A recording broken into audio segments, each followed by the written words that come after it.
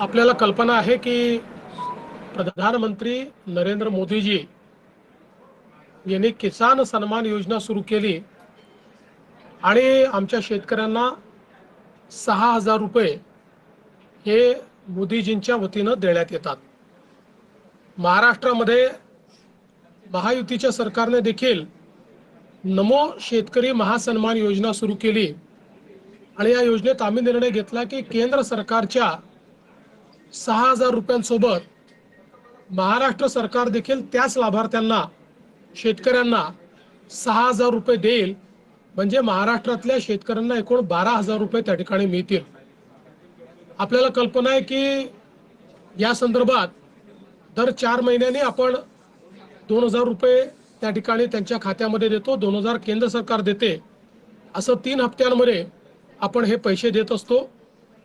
नुकताच प्रधानमंत्री महोदयांनी 20वा हप्ता या योजनेचा त्या ठिकाणी दिला आणि त्याच अनुषंगाने आता आपण देखील आज मंत्रिमंडळ बैठकीनंतर शेतकऱ्यांच्या खात्यामध्ये आपला नमो शेतकरी महासन्मान योजनेचा जो हप्ता आहे तो जमा करण्याकरता आपण कार्यक्रम केला आणि एका क्लिकवर हे पैसे आता जमा झालेले आहेत।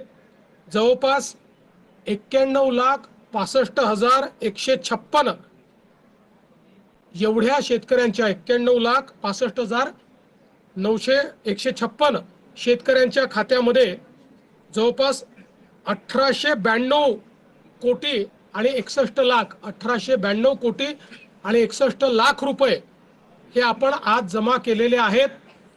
आणि मला विश्वास आहे की ही जी काही मदत आपण करतो त्याच्या पाठीमागचा आपला हेतू हा असतो की शेतीच्या कामामध्ये जे काही छोटे मोठे खर्च शेतकऱ्यांना येतात किंवा अनुषंगिक खर्च येतात त्याच्यामध्ये त्यांना मदत मिळाली पाहिजे।